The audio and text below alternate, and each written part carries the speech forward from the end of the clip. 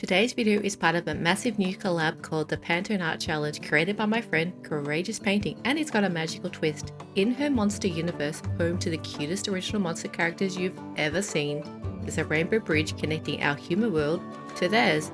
But disaster has struck and the bridge has shattered, and its magic has faded because artists stopped experimenting with colour. The only way to restore it? 50 artists, including me, are teaming up to bring the magic back. Here's how it works. Each artist gets two special Pantone colours, one chosen by us and one chosen at random by Mike, Courageous Painting's co-host microphone. These colours don't have to be the only ones we use in our piece, but they must be the heroes of our artwork, the stars of the show. We can create anything, paintings, sculptures, thrift store makeovers on any size or surface. Every 2 weeks, a new video drops from a different artist, and together our projects will rebuild the bridge. Now, let's see what colours I'll be using today.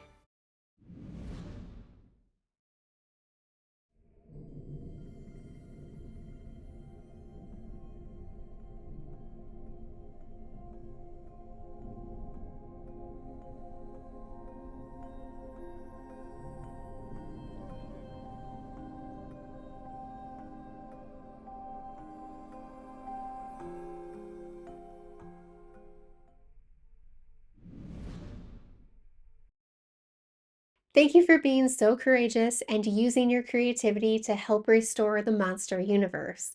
Mike is ready to pick out your second color. Mystery envelope. Let's go.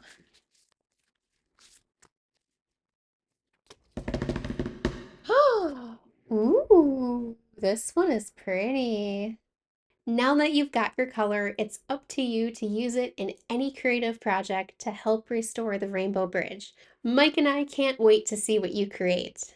So now we have my two Pantone colours, Faded Denim and Black Iris. They're close in tone, but in the best kind of way. Faded Denim is a soft, subtle colour, while Black Iris is dark, dramatic, and very close to Payne's Grey, which just so happens to be one of my all-time favourite paint colours. It's a moody black-blue shade I use all of the time instead of a straight black, as it adds so much more depth to my paintings.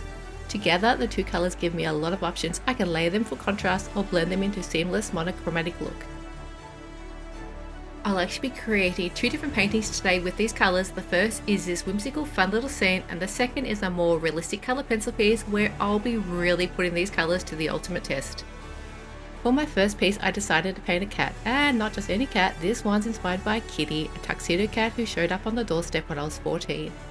The cat distribution system was working at its finest that year. Technically, she did belong to the neighbours, but she didn't like them, or their very aggressive German Shepherd, so she decided she was ours. Now, back to the art side of things. I chose gouache for this piece. I'm still a total newbie at it. I've played with jelly gouache before, not very successfully, but it's a medium I've always wanted to really learn.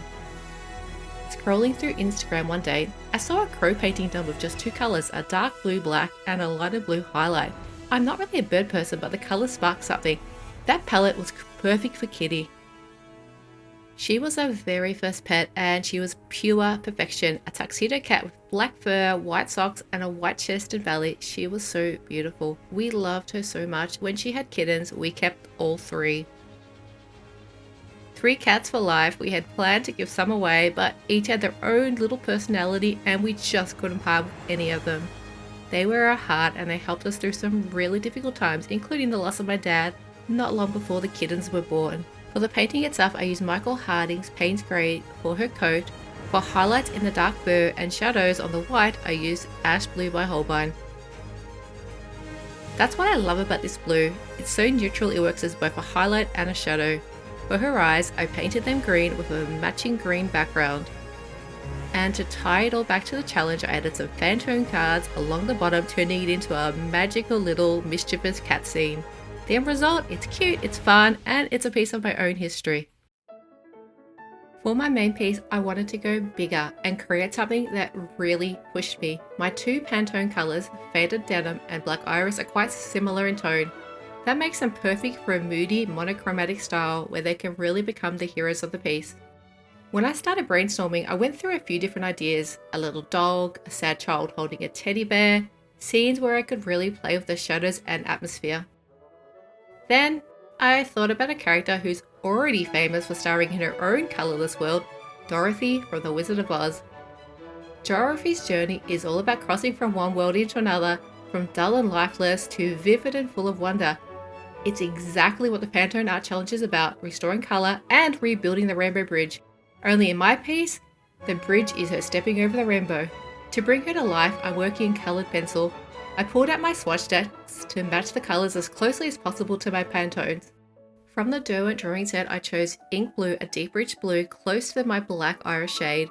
From the Derwent Light Fast range, I picked Midnight Black, Ocean Blue, Dark Cyan, and Arctica, a pale blue close to white, perfect for highlights and soft transitions.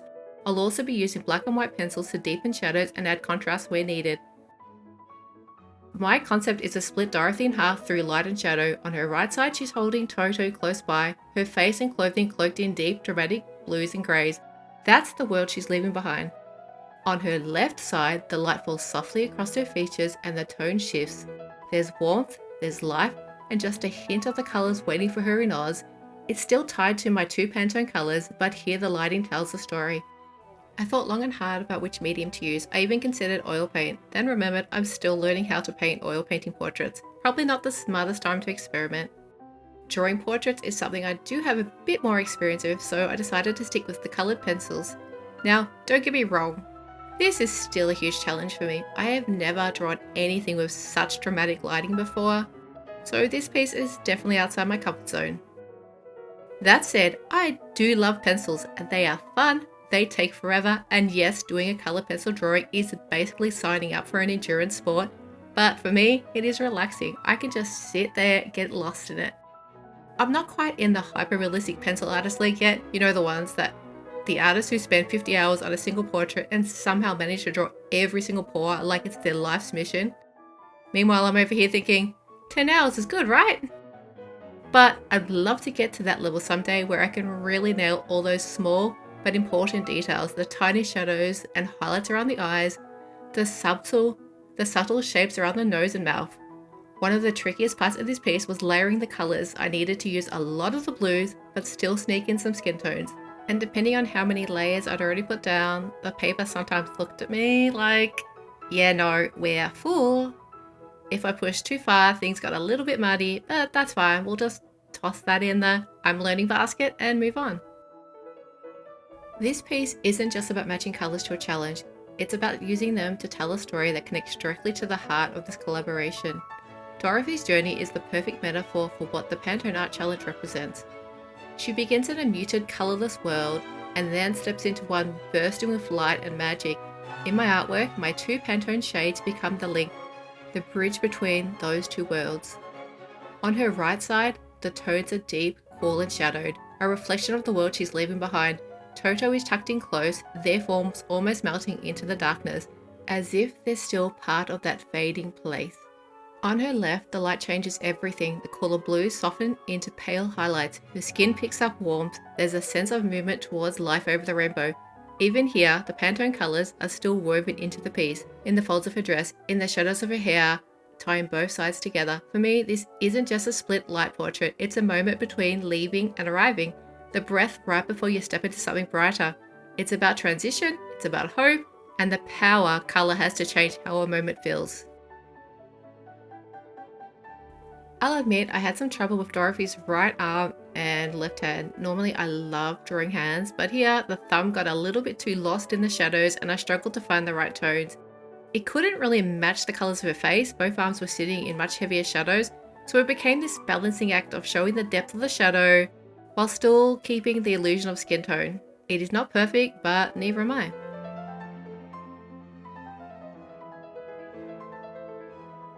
I also struggled with Toto. I like dogs, they're cute, but I've barely drawn them, unless you count a couple of foxes in my sketchbook and that one wolf painting.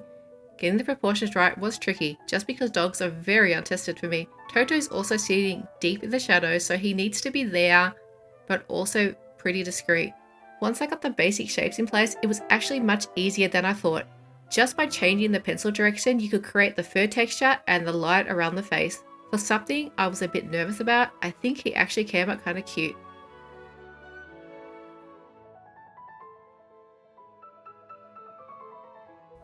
Starting from those moody blues, my favourite part is bringing the face to life, layering until the colours click and the forms feel 3D is just pure joy. Strawberry pencil for her lips, perfect as it doubles as a gentle blush. For the base skin tone, I used wheat. It reads a little bit too yellow at first, so I warmed it with some soft pinks to balance it out. A touch of orange lifted the cheeks and the nose, and grey brown tones were perfect where I needed depth in the shadows. This is the play zone. Light it a little, layer again, repeat until it feels right. For her hair, I wanted subtle highlights without introducing a whole new palette. I tried a lighter skin tone pencil to keep things cohesive, but I did not love it. So I left a bit of the paper white for the brightest sections, then used the same grey brown I'd used for her skin shadows to build the highlight shapes. That choice kept everything connected. A little chocolate brown and black for some structure, and suddenly the hair had real form, soft dimension, and still tied into the rest of the piece.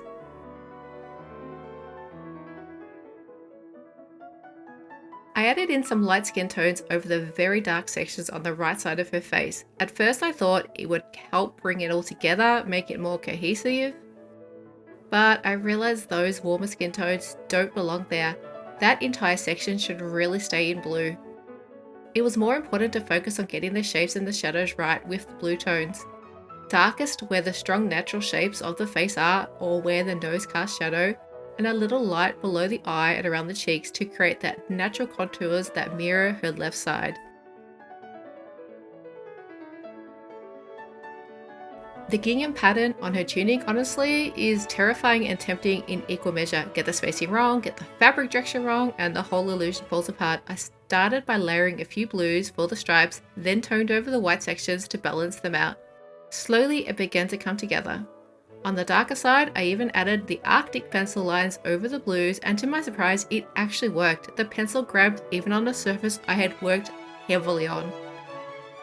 After I finished filming though, I did realize something. Technically gingham is made up of squares, not lines, so I went back in later and corrected it for accuracy. No regrets, I'm glad I pushed through and gave it a try. For the background, I use my Derwent Inktense pencils. They're my quick hack for big areas, fast to lay down, and once you activate them with water, that white paper texture just disappears. I went in with the Payne's Grey for the darker mode and the denim to create a soft gradient and bring in some light. I did get a little too much water in the lighter section, so I smoothed it out with a light layer of regular color pencil. Nice, even background again. Stonehenge paper handles a little bit of water really well. It's cotton and archival and doesn't pull. You can lose a touch of tooth though, so I only do this when I'm not planning to add a ton of layers on top. Pantone Art Challenge continues. And the next artist to share the colours with you is Doodle Date. Adam and Steph are a British art couple who love experimenting, trying out different things, and most of all, having fun while creating together. They're open about living with disabilities, and it's amazing to see how they adapt to their processes to make art in a way that works for both of them. The result is always creative, playful, and full of personality, and I can't wait to see what they do with their Pantone colours. And now the final reveal of both my pieces. First, my whimsical little gouache painting of Kitty, and second, my colour pencil portrait of Dorothy, where I really put faded denim and black iris to the test. I actually completed both of these pieces before my Pantone postcards arrived in the mail, so I had to work with the closest match I could find in my own paints and pencils. Looking at the cards now, I'd say black iris leans a little bit more towards indigo than Payne's Grey, which to be fair is another one of my favourite paint colours anyway. But I still think I managed to pull off the challenge using what I had at the time, and honestly, that's part of the fun, seeing how you can adapt and still make the colours shine. These two pieces couldn't be any more different, but that's what I love about this challenge. It pushes you to explore colour in ways you may not have otherwise. I'm so glad I got to be part of this collaboration and to add my little piece of magic towards rebuilding the Rainbow Bridge. And with that, the crystal ball closes. The Rainbow Bridge is one step closer to being rebuilt. If you like this video, please give it a thumbs up, subscribe, and leave me a comment with what you'd like to see me paint next. Until next time, bye! Ooh, crystal ball, show me what I want to see. Wait, this is not working. How does this thing work again? Oh, that's right.